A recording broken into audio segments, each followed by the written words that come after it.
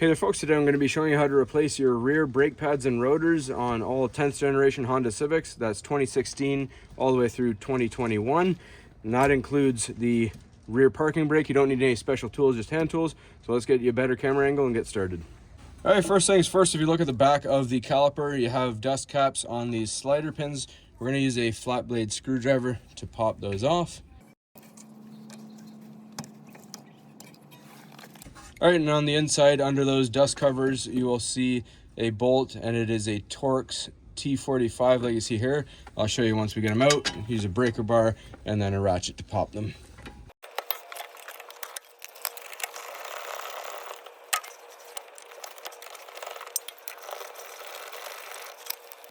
All right, and then once it won't go any further than that, we're going to use just a small screwdriver or a center punch that we can push like that. And there you see, that is a Torx bit right there. Next, we have to get this spring clip out of here. Just use a flat edge screwdriver.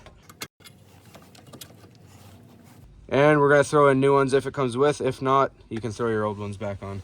All right, now we're gonna put a flat edge screwdriver in and wiggle that free. The pads will most likely fall out with it.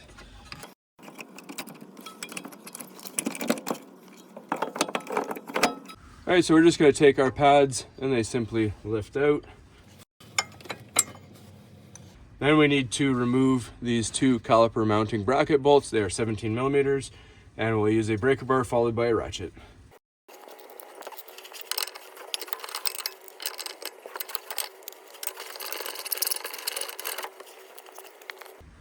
And I'm just going to quickly set the caliper back over the rotor there, so I can get the breaker bar with my bit into there.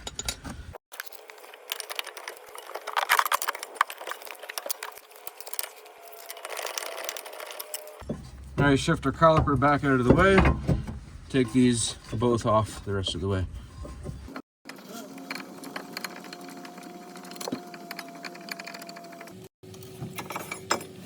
All right, so to get the rotor off, you'll see a Phillips head screw there. I'm going to use an impact screwdriver, or you can use a strikeable screwdriver, and then just a hammer, and you tap the end of it while twisting, and it unscrews. Old rotor comes off. All right, so you'll see on the back of the caliper, you have this plastic module. This is the electronic parking brake.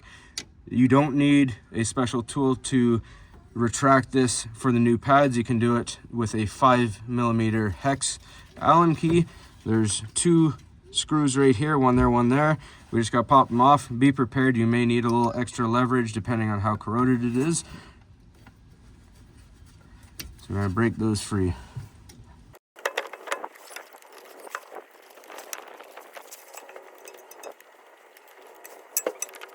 A little penetrating fluid will help as well.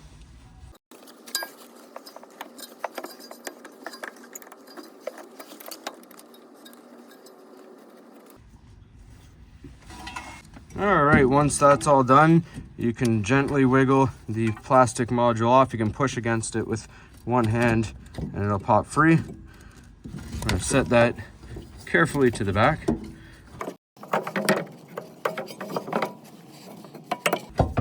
Then I'm going to show you how to retract this piston. All right, so if you look at the back of the motor, you'll see a spline there. It takes an Torx E12. It's similar to a Torx T-bit, except it's inverted on the inside. So we're going to go like we're tightening it clockwise. If you see, I did it off camera, I was going the wrong way. If you're going the wrong way, you'll see the piston pushing out. If you see it pushing out, just start going the other way and you'll be fine. And just put very light pressure. You see I'm just using 2 fingers. Once you feel it stop, then don't put any extra force into it. All right, so winding back the spline won't actually compress the piston. We have to do that manually. We're just going to use a standard C-clamp on it.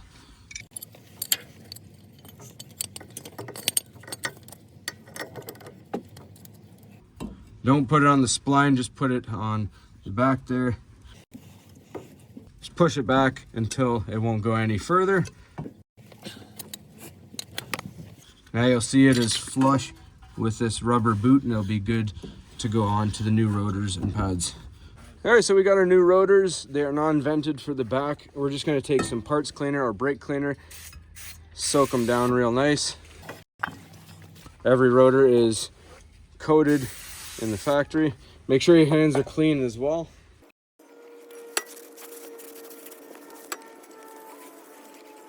And then if you look, you have a recessed hole in here. You're gonna line that up with the hole right here. That is where that set screw goes. The only other thing is, if you have rust on the surface of your hub, clean it down. Make sure it's got a good, clean, true mating surface. This one's pretty good, so we're gonna skip that step. All right, so we're gonna put that set screw back in. It'll make things easier for us and hold everything in place.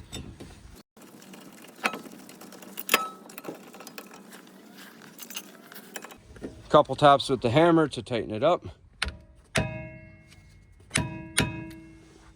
All right, so for the bracket, we're gonna use a small wire brush just to get in the crevice here. There are no clips, no hardware clips on here. So we're gonna clean it down nicely and get some brake lubricant on them as well.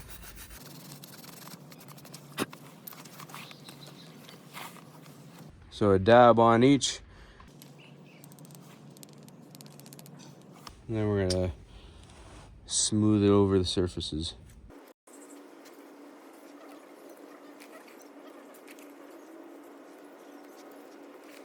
All right, so now we're gonna take the bracket, put it back on. Now if you get any grease over on the rotor, just wipe it off.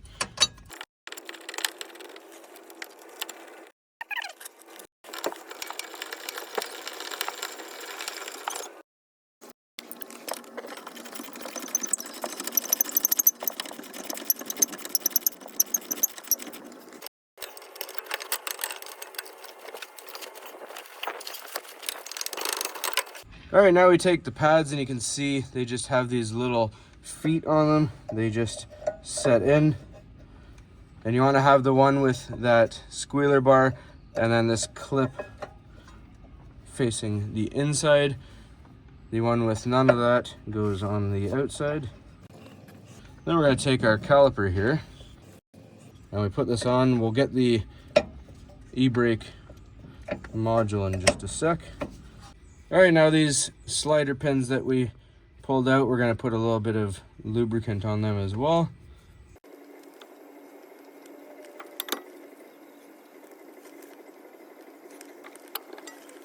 Then we're gonna tighten these down to 22 foot-pounds of torque.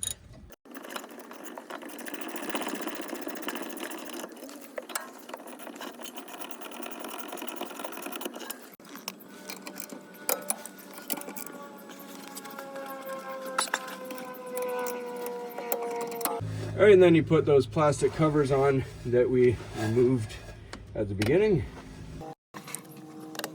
Then we're going to show you at the back here how to get the module back on. All right, so when you put your plastic module on, you may notice it doesn't seat properly. If that's the case, just grab your e-Torx socket that you used to turn the spline, turn it just a little bit, and try again until it seats.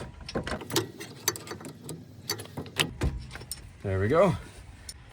Then we put our two 5mm hex Allen key screws into place.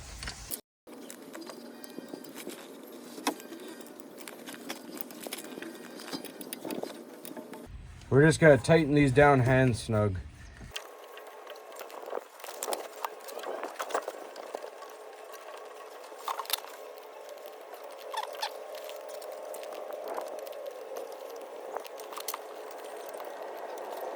All right, we have our new clip. Again, if you have no new clip, you can use your old ones. I find it easiest to tuck this in behind the caliper, hook the first side in, and then you can pull the side over.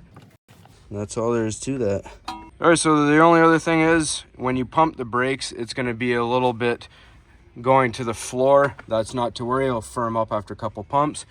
You wanna press the brakes? All right, once they are firm and good to go, you'll see that the caliper does not wobble back and forth anymore.